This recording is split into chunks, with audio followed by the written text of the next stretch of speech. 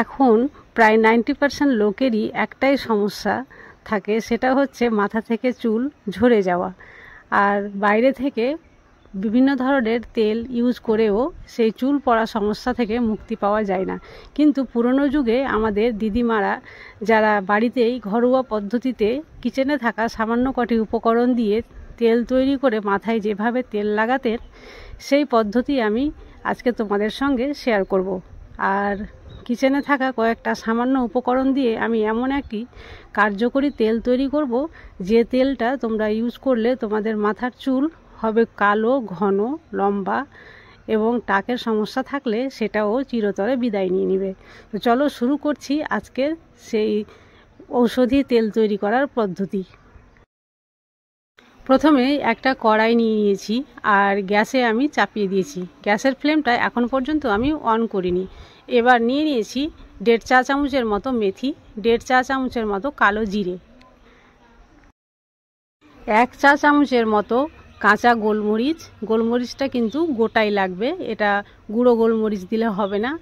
আর 1 ইঞ্চির মতো আদা, যেটা আমি কেটে রেখেছিলাম, সেটাও এখানে দিয়ে দিচ্ছি। এরপরেই দিয়ে দিচ্ছি একটা গোটা রসুন, যেটা কুচিয়ে রেখেছিলাম। আর তারপরে দিয়ে দিচ্ছি একটা গোটা পেঁয়াজ, পেঁয়াজটাও কিন্তু আমি কেটে রেখেছিলাম। এবার দিয়ে দিচ্ছি কেটে রাখা অ্যালোভেরা। অ্যালোভেরা কেটে এইভাবে ছোট ছোট করে নিয়েছি আর ভালোভাবে ধুয়ে নিয়েছি।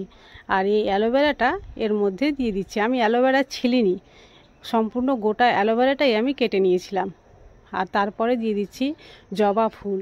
জবা ফুলের এখানটায় আমি কুঁড়ি ব্যবহার করেছি। যে জবা ফুলটা সকালবেলায় হয়তো ফুটবে, তার আগেই আমি ভেঙে নিয়েছি।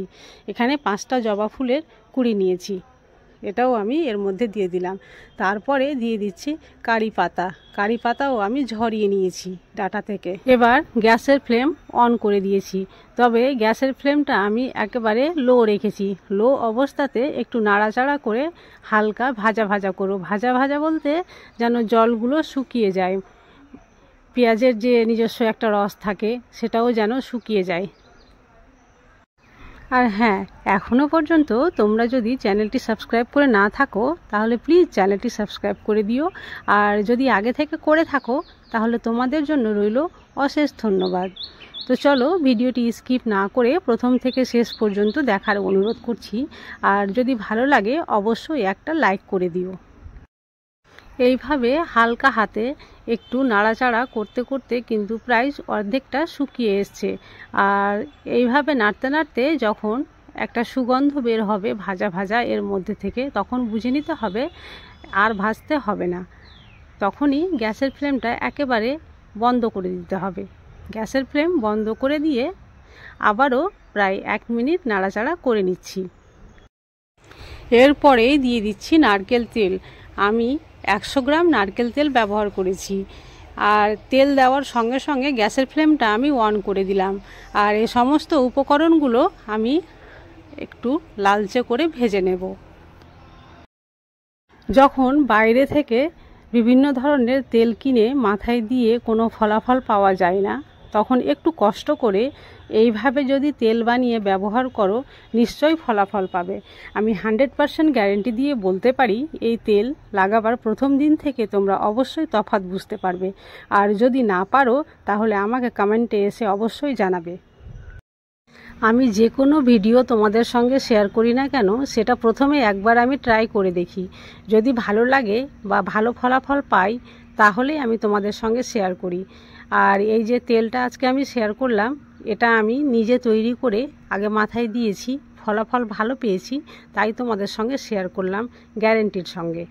তোমরা অবশ্যই এটা বাড়িতে তৈরি করো আর মাথায় দাও, তাহলে বাইরে থেকে আর কোনো তেল কিনতে হবে না। তোমাদের সঙ্গে কথা বলতে বলতে প্রায় অর্ধেক ভাজা হয়ে গেছে। এখানে যেহেতু আমি আদা, রসুন আর গোলমরিচ ব্যবহার করেছি, তাই যাদের মাথায় খুশকি রয়েছে সেটাও কিন্তু আর থাকবে না। তোমাদের সঙ্গে গল্প করতে গিয়ে সমস্ত উপকরণ ভাজা ভাজা হয়ে গেছে। এর চাইতে বেশি আর ভাজবো না। এবার গ্যাসের ফ্লেম আমি বন্ধ করে দিলাম আর অপেক্ষা করব এটা ঠান্ডা হয়ে যাওয়ার জন্য। প্রতিদিন রাত্রে এই তেলটা যদি দেওয়া যায় আর সকালবেলা মাথায় শ্যাম্পু করে দাও, তাহলে বেশি ফলাফল পাওয়া যায়। আর যদি প্রতিদিন রাত্রে দেওয়ার সময় না থাকে, তাহলে প্রতিদিন স্নান করার 2 ঘন্টা আগে চুলের গোড়ায় গোড়ায় একটু হাত দিয়ে চেপে চেপে লাগাতে হবে, তারপরে শ্যাম্পু দিয়ে ধুয়ে দিতে হবে, তাহলেও কিন্তু ভালো ফল পাওয়া যায়। এবার এটা কিন্তু ঠান্ডা হয়ে গেছে, এবার ছাঁকনার সাহায্যে আমি এগুলো ছেঁকে নিচ্ছি। ছাঁকা হয়ে গেল, আর যেটা বেঁচে গেছে সেটা কিন্তু আমি ফেলে দেব না, এর মধ্যে অনেক কিছু মিক্স করা আছে। এটা আমি আবার এক্সট্রা অন্য কিছু কাজে লাগাবো, আর কি কাজে লাগাবো সেটা তোমাদের সঙ্গে আমি অবশ্যই শেয়ার করব। তবে এখন চলো সাইডে সরিয়ে রেখে দিই। আর যে তেলটা আমি পেয়েছি সেই তেলের সঙ্গে আমি এবার মিক্স করে দিব ভিটামিন ই ক্যাপসুল। এখন যে কোনো ওষুধের দোকানে ভিটামিন ই ক্যাপসুল পাওয়া যায়, সেখান থেকে নিয়ে আসলেই হবে। আমি এখানে 3টা ভিটামিন ই ক্যাপসুল ব্যবহার করছি। একটা সূঁচ নিয়ে এভাবে ফুটো করে নিলাম, আর তেলের উপরে আমি দিয়ে দিচ্ছি, আর ভালো করে মিক্স করে নেব। আর তেলের কালারটা দেখছো কত সুন্দর হয়েছে এই তেলের কালার, আর এর মধ্যে যে একটা সুগন্ধ বেরোচ্ছে সেটাও কিন্তু খুবই ভালো লাগছে। আর এই যে তেল তৈরি হয়ে গেল, এবার এই তেলটাকে আমি একটা কৌটোর মধ্যে ভরে দেব। আমার চ্যানেলটিকে তোমরা যদি ইনস্টাগ্রামে ফলো করতে চাও, তাহলে ডেসক্রিপশানে লিংক দিয়ে রেখেছি, সেখানে গিয়ে অবশ্যই ফলো করতে পারো। তোমাদের সঙ্গে কথা বলতে বলতে তেলটা আমার ঢালা হয়ে গেছে, আর এইভাবে ঢেলে মুখটা বন্ধ করে যদি তোমরা স্টোর করে রাখো, তাহলে প্রায় 6 মাসের মতো এই তেল ভালো থাকে। তেলটা ছেঁকে নেওয়ার পরে যে অবশিষ্ট অংশটা রয়ে গিয়েছিল ছাঁকনিতে, সেটা কিন্তু আমি ফেলে দিইনি, সাইডে সরিয়ে রেখেছিলাম। আর চলো সেটা আমি কি করব তোমাদের একটু বলে দিই। সেটা মিক্সার গ্রাইন্ডারে দিয়ে আমি ভালোভাবে গ্রাইন্ড করে নেব, আর তার মধ্যে দিয়ে দিব টক দই, আর ভালোভাবে মিক্স করে নেব। আর এটা আমি হেয়ার মাস্ক হিসাবে ব্যবহার করব। আমার আজকের ভিডিওটি যদি ভালো লেগে থাকে, তাহলে বেশি বেশি করে শেয়ার করো। আজ তাহলে এই পর্যন্ত, কাল আবার দেখা হবে অন্য কোনো নতুন ভিডিওতে। ততক্ষণ পর্যন্ত তোমাদের সকলের সুস্থতা কামনা করি।